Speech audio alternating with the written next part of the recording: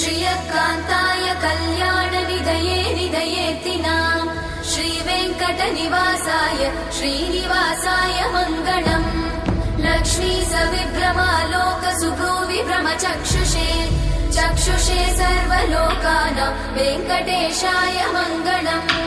श्रीवेङ्कटाद्रिशृङ्गाग्रमङ्गलाभरणाङ्ग्रये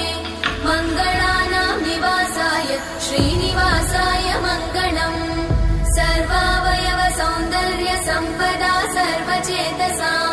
सदा सम्मोहनायास्तु वेङ्कटेशाय मङ्गलम्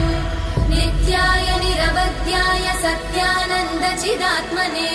सर्वान्तरात्मने श्रीमद् वेङ्कटेशाय मङ्गलम् स्वतः सर्वविदे सर्वशक्तये सर्वशेषिने